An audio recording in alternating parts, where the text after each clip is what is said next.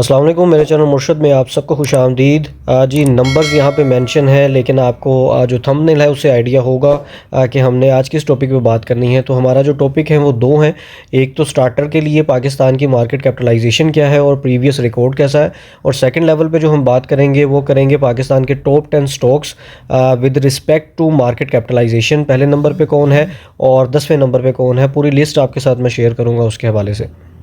तो सबसे पहले बात करते हैं पाकिस्तान की मार्केट कैपिटलाइजेशन स्टॉक मार्केट के हवाले से।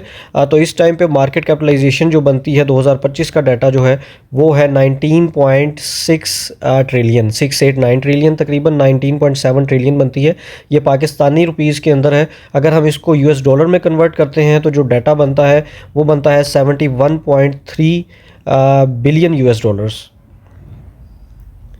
अब अगर हम इसको कंपेयर करें पिछले सालों में तो 2024 के जो नंबर्स थे वो थे 14.49 ट्रिलियंस, और इसी तरह 2023 में 9 ट्रिलियन की मार्केट कैपिटलाइजेशन थी, और 2022 की बात करें तो 6.5 ट्रिलियन की मार्केट कैपिटलाइजेशन थी, और 2021 में देखें तो मार्केट कैपिटलाइजेशन 7.6 ट्रिलियन की थी। जो थोड़ा बहुत डिफरेंस आया है अगर ईयर वाइज देखें तो 2021 से 22 का डाटा जो है उसमें कमी आई है, लेकिन उसके बाद सो ऑन इंक्रीज़ ही आया है।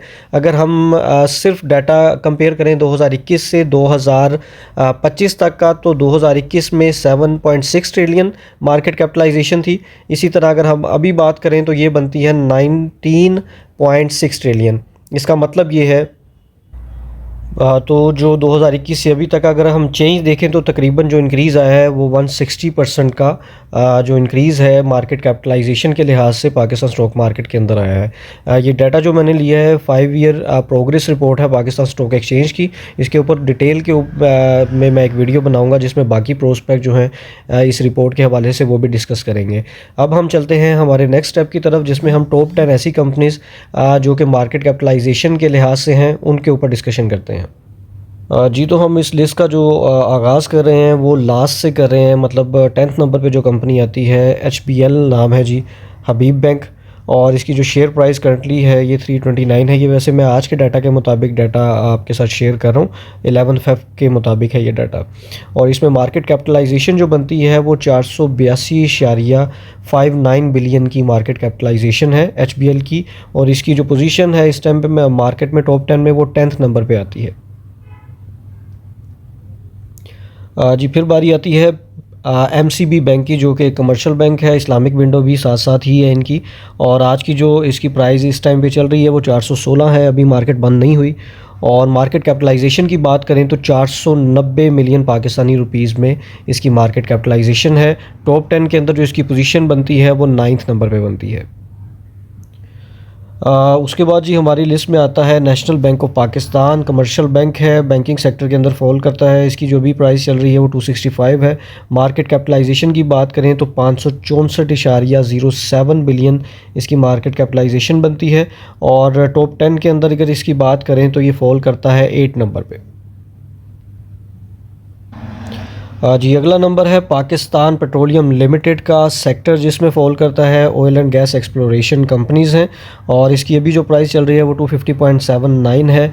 और अगर मार्केट कैपिटलाइजेशन की बात करें तो 682.39 बिलियन बनता है, और इस टाइम पे अगर टॉप 10 पोजीशंस में देखें तो ये 7वें नंबर के ऊपर फॉल करता है। जी लकी सीमेंट जो है वो सीमेंट कैटेगरी की लिस्ट के अंदर फॉल करता है। इसकी करंट प्राइस जो है वो 478.33 है, और मार्केट कैपिटलाइजेशन की बात करें तो 700.75 बिलियन बनती है, और मार्केट में टॉप 10 पोजीशंस में अगर देखें तो ये फॉल करता है 6 नंबर के ऊपर। बहुत स्ट्रॉन्ग और बहुत पुरानी कंपनी है मार्केट के लिहाज से, और अभी की लिहाज से अगर देखें तो सिर्फ आज के दिन के जो इंक्रीज़ अभी मार्केट क्योंकि पॉजिटिव है तो 2.66% से पॉजिटिव चल रहा है। जी फौजी फर्टिलाइज़र कंपनी जो है पाकिस्तान की FFC, इसके हवाले से लास्ट वीक के अंदर प्रेशर भी मार्केट में आया था, और अगर इसकी आज की प्राइस देखें तो 578 के राउंड अबाउट ये ट्रेड कर रहा है, और मार्केट कैपिटलाइजेशन की बात करें तो 823.48 बिलियन पे स्टैंड करता है, और अगर टॉप 10 लिस्ट के अंदर देखें तो ये 5th नंबर पे आता है। इसी तरह आपने वो वीडियो देखी होगी जिसमें मैंने डिविडेंड के हवाले से जिक्र किया है, और डिविडेंड के हवाले से जिन मैंने कंपनीज़ का जिक्र किया है उसमें भी टॉप 5 के अंदर एफएफसी फॉल करती है। जी, मारी पेट्रोलियम जो है, मारी energies limited sorry, oil and gas exploration companies के अंदर फॉल करता है और पाकिस्तान की बड़ी कंपनीज़ में से एक है। आज की जो प्राइस चल रही है इस टाइम पे वो 691 पे ट्रेड कर रहा है, और मार्केट कैपिटलाइजेशन के लिहाज से अगर बात करें तो ये बनता है 829 बिलियन के राउंड अबाउट। एफएफसी और मारी के दरमियान अगर डिफरेंस देखें तो बहुत कम है। हो सकता है कि कल अगर आप ये डिफरेंस चेक करें तो मारी पेट्रोलियम जो है वो नीचे चला जाए और एफएफसी जो है वो 4th नंबर पे आ जाए। तो इस लिहाज से मारी की जो आज की पोजीशन बनती है वो 4th नंबर पे स्टैंड करता है टॉप 10 लिस्ट के। जी, बैंकिंग सेक्टर के अंदर और ख़ास तौर पे इस्लामिक बैंकिंग के अंदर एक बहुत बड़ा नाम है मिज़ान बैंक का, जो कि कमर्शियल बैंक के अंदर स्टैंड करता है सेक्टर के अंदर, और आज की जो प्राइस पे ट्रेड कर रहा है वो 490 है 1.15% के इजाफे के साथ, और जो मार्केट कैपिटलाइजेशन है वो तकरीबन 884 बिलियन के राउंड अबाउट बनती है। इस लिहाज से जो इसकी मार्केट में टॉप 10 के लिहाज से सिचुएशन है वो 3rd नंबर के ऊपर फॉल करता है कैपिटलाइजेशन के लिहाज से।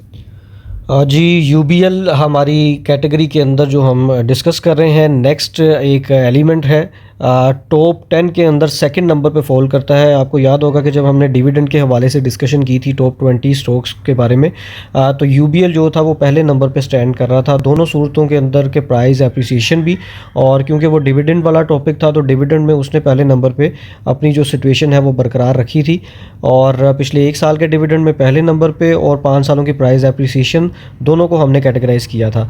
अब अगर मार्केट कैपिटलाइजेशन की बात करें तो यूबीएल बैंक जो है वो इस टाइम पे 2nd नंबर पे पूरी स्टॉक मार्केट के अंदर स्टैंड कर रहा है 1213 बिलियन की मार्केट कैपिटलाइजेशन के साथ। इसी तरह यहाँ से एक चीज़ और वाज़ेह हो जाती है कि यूबीएल अपने जो बैंकिंग सेक्टर है उसमें भी पहले नंबर पे है in terms of market capitalisation, और सेकंड दूसरा जो चीज़ है वो डिविडेंड के हवाले से और प्राइस एप्रिसिएशन के हवाले से, और 3 इसके बेसिक जो पॉइंट्स हैं वो मैं आपके साथ डिस्कस कर चुका हूँ। 2 हमने पिछली वीडियो में और एक अब ये। अब इसके समझ लें कि खाते में जो चीज़ें आती हैं वो 3 बेसिक पॉइंट्स हैं। एक मार्केट कैपिटलाइजेशन भी है, डिविडेंड भी इसने बेहतर दिए हैं, और तीसरी चीज़ है प्राइस एप्रिसिएशन भी इसने बेहतर दिया है। आल दो क्योंकि ये फॉल करता है कन्वेंशनल बैंकिंग के अंदर, इसलिए इसकी सिर्फ एक इस्लामिक विंडो है। तो जो लोग इन्वेस्टमेंट करना नहीं चाहते, जो सूद बेस कंपनीज़ हैं, तो वो इसमें इन्वेस्टमेंट प्लेस नहीं कर सकते। जैसा मैं भी, ऑब्वियस सी बात है कि मैं अगर इस्लामिक शरिया को देखता हूँ तो मैं इसके अंदर प्लेसमेंट नहीं कर सकता। लेकिन अगर मार्केट कैपिटलाइजेशन और मार्केट परफॉर्मेंस के लिहाज से देखें तो इस टाइम पे ये बैंकिंग सेक्टर को लीड कर रहा है, और ओवरऑल भी देखें तो 2nd नंबर पे मार्केट कैपिटलाइजेशन के लिहाज से स्टैंड करता है। जी, तो पहले नंबर पे जो कंपनी आती है जी वो ओजीडीसी है। फर्स्ट पोजीशन है इसकी मार्केट कैपिटलाइजेशन के लिहाज से। इस टाइम पे जो मार्केट कैपिटलाइजेशन है वो 1317 बिलियन की मार्केट कैपिटलाइजेशन के लिहाज से पहले नंबर पे स्टैंड करता है। आज की जो प्राइस ओजीडीसी की चल रही है वो 306 के लिहाज से है। थोड़ी सी मार्केट में डेप्रिसिएशन है तकरीबन 0.52% के लिहाज से। तो जी, पाकिस्तान की इस टाइम पे सबसे बड़ी कंपनी जो बन चुकी है वो ओजीडीसी है। नंबर्स डेली बेसिस पे ओबियसली चेंज होते हैं, तो हम इसको मंथली बेसिस के ऊपर देख सकते हैं कि कौन सी कंपनी किस लेवल के ऊपर स्टैंड कर रही है। लेकिन for the time being OGDC जो है वो पहले नंबर पे है 1317 बिलियन की मार्केट कैपिटलाइजेशन के लिहाज से। इसी तरह मैं एक चीज़ और यहाँ पे डिस्कस कर दूँ कि अगर तो इसको आपके नॉलेज में होगी एक चीज़ कि सर्कुलर पेमेंट जो है वो ओजीडीसी को टाइमली मिलना शुरू हो चुकी हैं, और अगर ये तमाम इसका सर्कुलर डेट जो है वो क्लियर हो जाता है तो उस सिनेरियो में ओजीडीसी की जो प्राइस है, ये कोई टिप नहीं दे रहा, ये सिर्फ ऑब्जर्वेशन है, वो तकरीबन कोई 300 से मूव करती हुई 1000 तक भी जा सकती है, क्योंकि बहुत ज़्यादा बर्डन ओजीडीसी के ऊपर सर्कुलर डेट का भी है। तो अगर वो तमाम पेमेंट्स अगर क्लियर हो जाती हैं तो उस सिनेरियो के अंदर ये प्राइस बहुत ज़्यादा शूट कर सकती है। 260 270 से ऑलरेडी 300 के लेवल पे आ चुकी है, बल्कि 330 के लेवल पे भी गई थी, और मे बी उससे ऊपर भी इसने अपनी रेंज बनाई है। यहाँ पर आप 6 मंथ की रेंज भी देख सकते हैं, 333.90 तक ये जा चुका है। तो अगर तो सर्कुलर पेमेंट्स इसकी तमाम क्लियर हो जाती हैं तो बर्डन हट जाएगा। जब एक डेट और लाइबिलिटी ख़त्म हो जाएगी तो ऑब्वियसली इसकी प्राइस को शूट करने में आसानी होगी। और मेरी पर्सनल ऑब्जर्वेशन और जो एक्सपेक्टेशंस हैं थोड़ी सी ज़्यादा हैं इस शेयर के साथ, वो तकरीबन जो है 800 से 900 या 1000 की ब्रैकेट में ये शेयर जा सकता है। लेकिन ये दोबारा मैं बता रहा हूँ, ये कोई टिप नहीं है, ये सिर्फ मेरी ऑब्जर्वेशन है। सेकेंडली, अब ये तमाम चीज़ों को तो हमने डिस्कस कर लिया है। अब आपने जब भी इन्वेस्टमेंट प्लेस करनी है तो ये टॉप 10 जो शेयर्स हैं आपके नॉलेज में होने चाहिए। मैं पर्सनली तौर पे अगर इनके अंदर इन्वेस्टमेंट प्लेस करूँगा तो जो शरिया कंप्लाइंट के अंदर फॉल करते हैं पहले तो उसको निकालूंगा, उसके बाद फिर अपनी इन्वेस्टमेंट का 5 से 10% जो है वो मैं इन इन्वेस्टमेंट्स के अंदर प्लेस कर सकता हूँ। आज के लिए बस इतना ही। आपका कोई भी क्वेश्चन हो या कोई चीज़ ऐसी लगी हो आपको जो गलत फील हो या कोई करेक्शन आप करना चाहते हो तो कमेंट सेक्शन में उसका जिक्र कर सकते हैं। अल्लाह हाफ़िज़।